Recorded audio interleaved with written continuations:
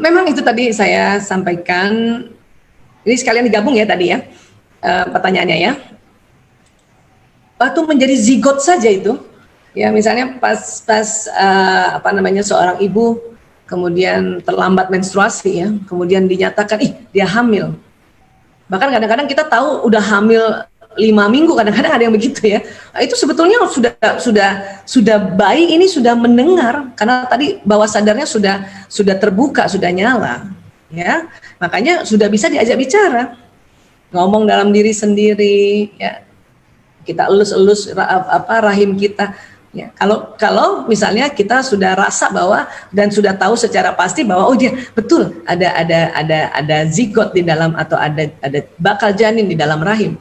Ya, ini janin, istilah janin itu setelah nanti dia usia 3 bulan baru sebutnya janin. Sebelumnya itu masih disebut zigot aja. Ya, nah kemudian supaya tidak terlambat, karena kadang-kadang pas periksa kehamilan itu taunya udah sekian minggu gitu ya. Makanya itulah pada saat seorang suami istri habis hubungan intim dan memang niat mau punya anak, habis hubungan intim itu sudah mulai doa, sudah mulai bicara, ya Allah saya mohon ya Allah sperma yang mendatangi telurku, sperma yang paling terbaik daripada 200 atau 200 juta, 500 juta sperma. Jadi ngomong kayak gitu, bicara dalam hati, ya Allah. Tapi karena kita tahu kita bicara pada Allah, selalu kita ucapkan ya Allah, ya saya mohon ya Allah, ya Allah mohon sampaikan salamku pada janinku ya Allah. Itu jadi mesra banget gitu ya. Dan cara ngomongnya itu tadi, ngomong dalam hati aja, atau kita lafazkan. Kalau kita lafazkan 2 kali jalan, 1 kali dilafazkan agak bersuara ya, 1 kali lewat mulut, 1 karena kita agak bersuara, telinga kita mendengar, jadi lewat telinga juga jalan ke sistem saraf. Itu makanya lebih cepat dibanding kalau kita ngebatin saja. Tapi pada saat ngebatin itu sudah jalan. Nah, pada saat bayi itu sudah mulai muncul dan sudah mulai kelihatan gitu kan, ya, atau biasanya 3 bulan ke atas itu sudah mulai kelihatannya. Nah, 3 bulan ke atas itu karena otak juga sudah mulai ada yang tersambung-sambung, itu lebih cepat lagi kalau kita ajak bicara. Ya, nah supaya kita merasa betul-betul komunikasi sama bayi, itu tadi yang saya bilang, coba bikin kertas digulung kayak gitu, kita ngomong deh assalamualaikum, itu supaya memperkuat diri kita aja bahwa itu kita ngomong sama bayi kita dan bayi kita dengar. Sebetulnya tanpa kita gini-gini juga, dia akan juga dengar. Cuman buat seorang ibu tuh pengen banget ada sesuatu ritual yang nampaknya kita benar-benar bicara. Ya sudah, kita ngomong assalamualaikum, saya ibumu, apa kabar, nah gitu-gitu. Ya, kalau saya dulu ya karena waktu itu pas punya anak pertama juga sudah sarjana kedokteran, tapi sudah baru koas ya, belum dokter. Dan alhamdulillah juga belajar tentang sistem saraf, tapi belum sedetil sekarang ya. Ya sudah, itu ngomong sama bayi sambil diusap-usap. Ya. Tapi ingat, tetap ada jenis watak si bayi itu. Nanti kita akan bahas sedikit ya. Jadi sekali lagi, kalau bicara seenaknya gimana? Ya itu tadi, dia akan mereka masalahnya. Tapi kalau lagi masih hamil, masih bisa cepet-cepet di-delete. Ya itu tadi, astagfirullahaladzim ya Allah, na'udzubillah min dzalik. Tapi kalau udah terlanjur anaknya lahir, ya berarti kita harus ya memprogram ulang, nggak bisa mendelete. Makanya ada teknik namanya reprogramming subconscious mind, memprogram ulang. Ya, nah teknik tadi yang saya sudah kasih itu teknik yang paling simple, yaitu minta maaf. Ya. Tapi nanti kita akan lebih belajar insya Allah ya tanggal 1 sampai tanggal 3 yang lebih dalam, bagaimana membuat program ulang pada anak-anak ini. Sehingga pada saat kita mau anak ini senang matematika, anak ini senang pelajaran-pelajaran yang secara sadar dia nggak suka, itu bisa kita setting di otak anak ini. Apalagi kalau Ananda masih, teman-teman masih punya anak yang masih sekitar ya di bawah 6 tahun, itu lebih asik lagi. Bu Isa, anak saya SD ya antara 6 sampai 13 masih bisa juga. Bu Isa, anak saya sudah SMP masih bisa juga. Ada teknik-teknik yang memang semakin besar, memang semakin ya itu tadi, tekniknya tetap bisa dipakai, tetapi akan jauh lebih bermanfaat pada saat anak-anak ini masih di bawah 6 tahun tentunya. Ya, nah itu. Tapi tadi bahwa kita minta dia ngomong, terus kita bilang kapan waktunya dan kita minta maaf, itu juga membetulkan. Ya, itulah makanya kita dalam Islam pun kalau kita misalnya ada punya hilaf, kita minta maaf, sebutkan dulu sebisanya peristiwa apa yang kamu minta maaf gitu. Jangan secara global ya, maafin lahir batin ya, itu udah bagus juga sih, cuman terlalu global. Yang mana ini ya? Jadi memori yang ada di otak ini nggak tahu yang mana ini yang mau diminta maafin gini. Sama suami juga gitu, ya, ayah aku minta maaf. Kenapa? Suami kan bilang gitu, kalau laki-laki kan mukanya rata gitu kan, apalagi sama istrinya tuh. Apalagi kalau udah di atas 5 tahun berumah tangga, muka rata itu. Ya, kenapa kamu minta maaf? Kan gitu ya. Cerita aja. Aku nggak ngerti, ya, setiap kamu pulang mukamu rata, aku sangka kamu kesel kalau pulang ke rumah. Ternyata itu karena muka laki-laki. Jadi aku minta maaf ya. Ya, jadi suami-suami juga langsung ingat peristiwanya. Oh, pantesan dulu-dulu ini kalau saya datang istri saya cemberut kan gitu. Nah, kenapa sih harus diomongin apa peristiwanya? Karena itu tadi sambungan di otak itu banyak banget. Ya, banyak banget. Bayi saja itu sambungan di otak udah banyak banget. Jadi kalau dia ibarat rak buku, ya, itu banyak banget buku-bukunya. Nah, kita mau tata ulang. Ya, mau ditata ulang, makanya misalnya nih buku nih, tempat yang paling prime time ini misalnya ada rak buku kita ya, di tengah itu tempat yang prime time ya, tempat yang paling enak di kalau nyari gampang. Nah, itu yang kita mau tata ulang, jangan sampai rak buku yang di paling tengah yang tempat gampang ngambilnya itu buku-buku yang nggak perlu-perlu gitu, atau buku yang kita nggak suka.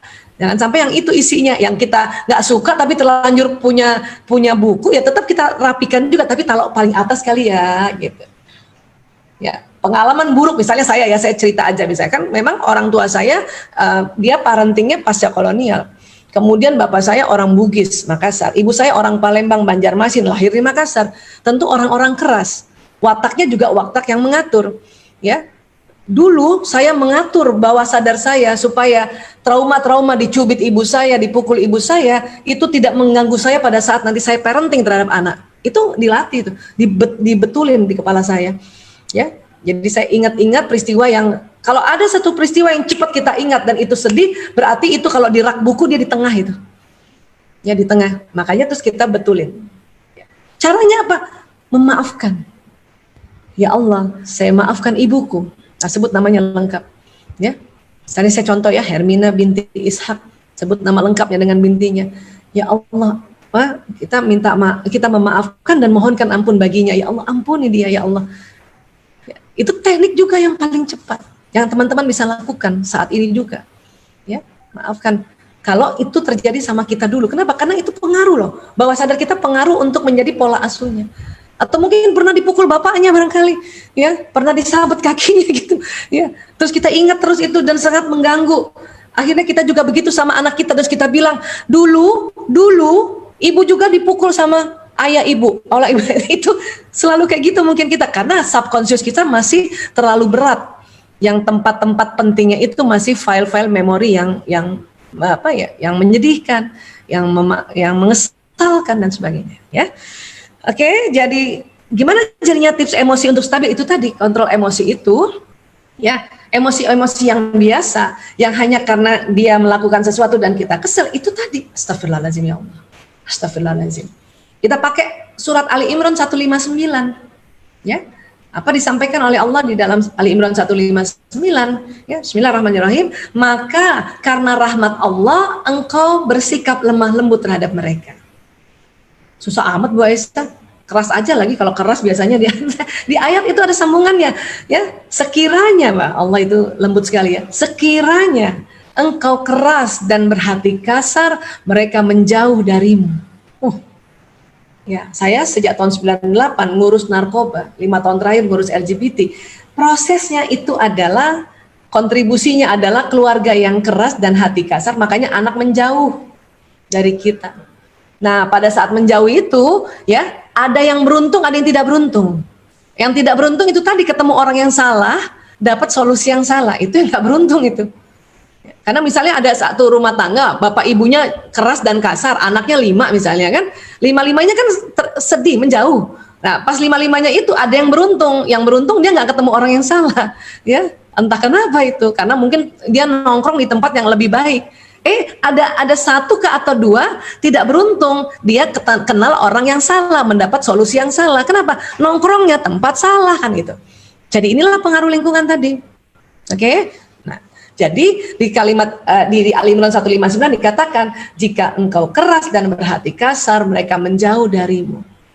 Ya, ya Allah, saya sudah lemah lembut, tapi tuh anak masih songong, masih ngeselin. Allah juga ajarkan di ayat itu, maka maafkanlah mereka dan mohonkan ampun baginya.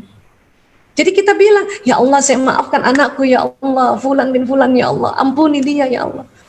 Baru di dalam ayat itu juga sambungannya, ya, dan bermusyawarahlah pada mereka dengan mereka dalam satu urusan. Baru kita ajak musyawarah anak, baru ajak kita dialog anak. Ibu mau ngasih tahu bahwa kalau main laptopnya, main gadgetnya sekian lama ya. Nanti itu lakukan dulu, minta lemah lembut, maafkan mereka, mohonkan ampun, baru musyawarah tahap keempat. Ya, dan dalam musyawarah itu kita harus juga belajar. Lihat, ini anak laki atau perempuan. Kalau dia anak perempuan, pada saat kita musyawarah, ya ngobrol sama anak perempuan, lihat mukanya perempuan. Itu prinsip pada anak perempuan. Pada saat dia cerita atau kita musyawarah mau ngasih tahu, ya apapun, mulai dari perempuan itu masih kecil sampai perempuan itu dewasa, atau bahkan sampai mungkin kita punya nenek. Kalau perempuan ngomong, lihat mukanya. Itu anak perempuan, ya langsung menganggap ibuku, ayahku memperhatikan aku. Itu anak perempuan. Ya, nah kalau dia anak laki-laki, bagaimana musyawarahnya? Laki-laki nggak kuat tatap mata. Jadi ibu kalau panggil anak laki cukup dia di depan, tapi nggak usah lihat bunda, lihat bunda, lihat bunda. Itu nggak perlu gitu. Tapi Bu Aisyah katanya komunikasi yang efektif harus lihat mata. Iya, tapi tidak berlaku buat anak laki-laki. Penelitian itu ada tahun 2006. Kenapa? Karena sklera mata nih, putih-putih mata ini, laki-laki itu lebih sempit. Perempuan sklera matanya lebih lebar, lebih luas. Makanya perempuan senang kalau ngomong lihat muka dan tatap-tatapan mata. Laki-laki nggak kuat. Pada saat ibu paksa, ibu liatin matanya anak laki-laki akan begini nih Bu. Nanti ibu bertanduk lagi. Itulah makanya harus tahu juga ilmu tentang otak pria wanita, bagaimana bicara sama anak laki-laki perempuan dalam musyawarah tadi. Ya, nah ayat di situ juga ada sambungannya. Ya, pada saat kita musyawarah, kemudian kita sudah membulatkan tekad, ya, atau sudah sampai pada hasil-hasil konklusi dari musyawarah ini, kita diminta bertawakal pada Allah. Tawakal tu Allah. Jadi sudah tawakal. Jadi kalau kita musyawarah sama anak, negosiasi, buatlah ya hasil negosiasinya win-win solution. Enak buat orang tua, enak buat anak. Ya. Tapi gimana Bu Aisyah, nanti dia main gadget juga. Lah, kan ini eranya gadget. Eranya gadget. Ibu, apalagi anaknya lahir generasi alfa ya. Mungkin waktu anaknya ibu hamil anak itu, di tangan ibu udah ada gadget. Entah ibu chatting kah, entah ibu juga sudah mulai lihat-lihat YouTube kah atau apa. Ini kerekam juga sama otaknya bayi, otaknya janin di bawah sadarnya.